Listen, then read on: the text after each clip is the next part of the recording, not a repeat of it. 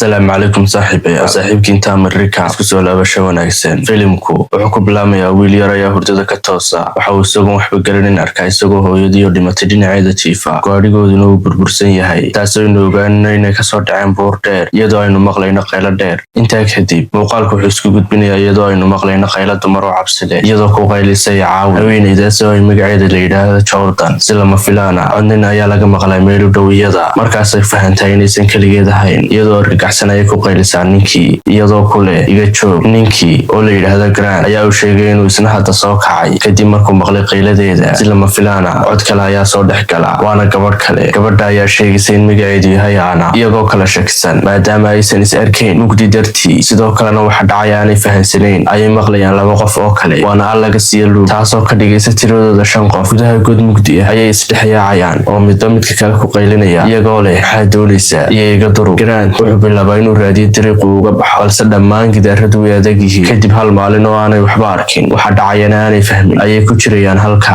iyagoo fahmi la sababta ay halkan u joogaan sidoo kale waxa la tusayaa in si qarsoodi ah uga daawanayo kamaradaha isagoo ka kormeeraya kaamirooyin qarsoon maalinta labaad nalka ayaa shidma waxaana marka ugu horeysa sarka wajiyada dadka waxay ogaanayaan inay ku jiraan meel god dhagax ah oo aysan wax ka baxsashaa jirin darbiga saacad la yaab leh ayaa saaran taasoo tirinaysa maalmaha halkii ay ka tirin lahayd daqiiqadaha marka ay baaraan godka waxay helayaan albaab yar oo qoryo weyn laga sameeyay balse xiran Luke iyo Grant ayaa bilaabay in albaabka si xoog leh u garaacaan iyagoo ku qaylinaya naga furo albaabka xad noogu xidhan halkan dhanka kale qofka aftuubka sameeyay ayaa ugu dambeyn furay albaabka waxay galaan qol kale oo weeg ceel duugoobay halkaas waxay ka helayaan 4 foosto oo biyo ah iyo tuwaale musqul ahaan u isticmaalaan oo badan laakiin wax cuntaa ma laha Luke uu caayaa aftuubaha waxaana mid kasta bilaaba inuu fahmay in xaaladoodu tahay mid aad u halis ah ayna u baahan yihiin badbaado Alex wuxuu u sheegayaa kooxda in qofka aftuubka sameeyay uu doonayo inay u dhintaan si xun balse Jordan ma aqbalaysa tan waxayna ku adkaysanaysaa in qoyskoodu ugu dambeyn heli doonaan oo la badbaadin doono kooxdooda Luke wuxuu bilaabaa inuu dhagaxa qodo laakiin dadaalkiisu uu fashilmaa kadibna wuxuu isku dayaa inuu gamcihiisa dhiigga ku dhaqo haanta biyaha balse Grant ayaa joojiya isagoo ku dhajinaya darbiga kuna leh isxakame Jordan waxa uu sheegaysaa tiimka iyadoo leh qofna ma rabo inaan halkan ku sii jirno laakiin waan u baahanahay biyaha ilaa aan ka helno dariiqan uga baxno maalintii saddexaad Grant wuxuu bilaabaa inuu darbiga xaqo isagoo koob u adeegsanaya Alex ayaa shaki gelinaya dadaalkiisa balse Grant wuxuu leeyahay haddii aanu hal xabba ka siibno oo kale way fududaan doonaan in la furfuro markay iswada waraystaanna waxay ogaanayaan in dhammaantood aysan xiriir xoog leh lahayn qoyskooda taasoo ka dhigaysa inay fudud yihiin in la bar tilmaameedsado sidoo kale Jordan waxay weydiisaa Ana nolosheedii hore Ana waxay sheegtaa inay ku jirtay xiriir aan fiicnayn waxaana lagu eedeeyay inay dishay ninkeedii ama boyfriendkeedii sidoo kale Grant wuxuu sheegayaa in isna la xukumay kadib markii uu ku caawiyay xaaskiisa oo xanuunsan inay geerida doorato wuxuu soo dhamaystay 2 sano oo xabsi ah wuxuu lumiyay wax walba oo uu lahaa xitaa gabadhiisa markii ay Luke wax ka weydiiyeen noloshiisana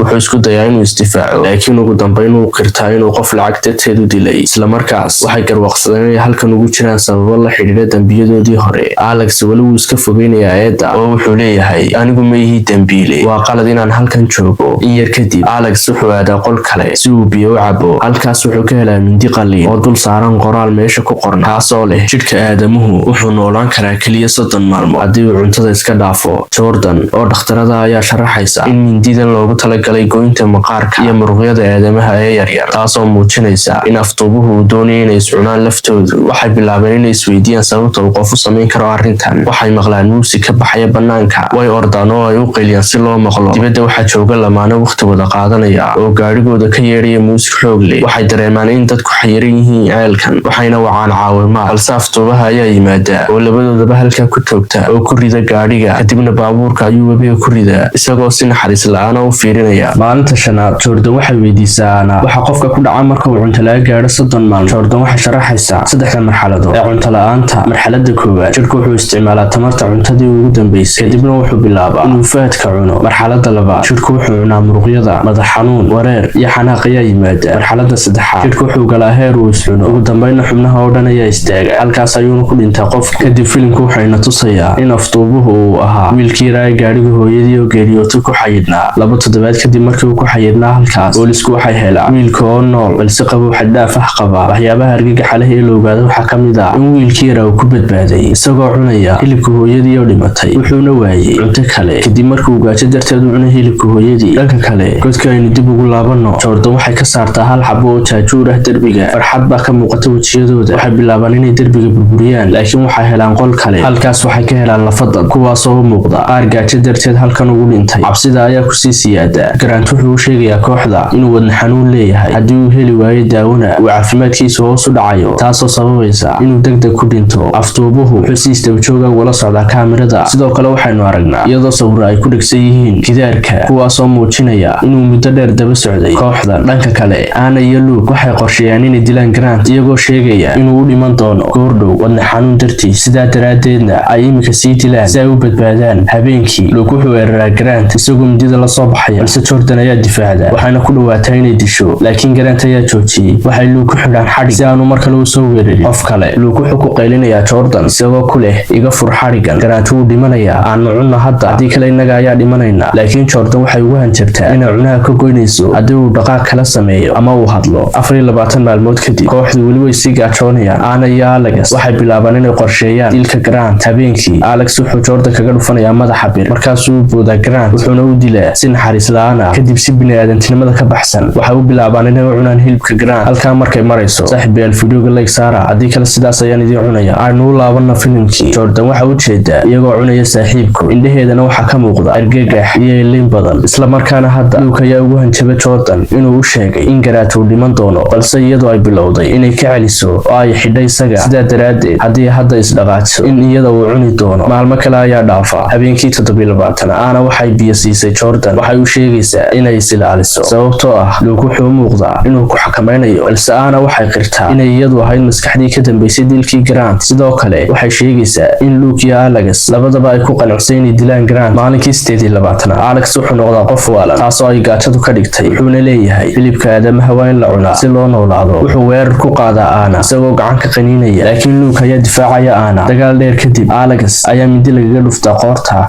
Luke iyo Anna waxay bilaabaan inay cunaan hilibkii Alex si ay u sii noolaadaan iyagoo aan u naxayn. maalinka xiga Jordan waxay nafteeda u aragtaa inay tahay xigta ay labadan iimaan kale cuni doonaan, waxayna go'aansanaysaa inay ka tashato inta aysan soo kicin. waxay ka xadaa mindidii oo ay u baxsataa qolka biyaha kuna xidhaa albaabka. waqti badan kadib saacadda ayaa bilaabaysa inay dhawaaqdo, waxayna sheegtaa in 30 maalmood ay dhammaadeen. Luke wuu qayliyaa, wuxuu bilaabaa inuu dabaaldego isagoo leh ugu dambayn waan badbaadnay, waan ka baxaynaa halkan, naga fura albaabka, waan dhammaysanay 30 maalmood. laakiin albaabkii lama furin, taasoo niyad jabisay. maalinkii 31 Anna waxay istaagtaa albaabka iyadoo ooyeysa, waxayna ku dhahdaa Jordan waan ka xumahay, wax walba waan kaa raaligelinayaa, fadlan iga fur albaabka. Luke wuu xoog badan yahay, waxaan ka baqayaa in haddii uu sidan kusii jiro uu gaajo darteedii cuni doono. fadlan iga fur albaabka oo naftayda ii badbaadi. Jordan kama jawaabta hadalkeeda, waana ay iska dhiga marinaysaa. ugu dambayn Anna waxay garataa inay geerideedii gaadhay oo ay geeri sugayso. 2 maalmood kadib Luke waa uu sii waalanayaa gaajo darteed. ugu dambaynna wuxuu ceejinayaa Anna ilaa ay ka dhimanayso. inta uu ku jeeda hilibka Anna, Jordan waxay si degdeg ah u timaadaa gadaashiisa, waxayna mintida ka gelisaa caloosha. halkaas ayuuna ku dhintaa Luke. kadibna waxay eegtaa kaamirada oo si toos ah ayay ula hadashaa afduubaha iyadoo leh anigu hilib dad ma cuno, mana cuni doono. geerida ayaan doorbidaya intaan ku raaxaysan lahaa cunida hilib bini'aadan. afduubihii wuu yaabay. Jordan waxay dhiigga Luke ku qortaa fariin iyadoo ku qoraysa saxanka, balse ka qarinaysa dhanka kaamirada, taasoo dilaaga ku abuuraysa deganaansho la'aan iyo shaki. afduubuhu wuu argagaxaa, wuxuuna xasuustaa maalinkii uu hooyadii hilibkeeda cunayay. maalinkii 36 Jordan waxay isku tuurtaa meel saxanka agtiisa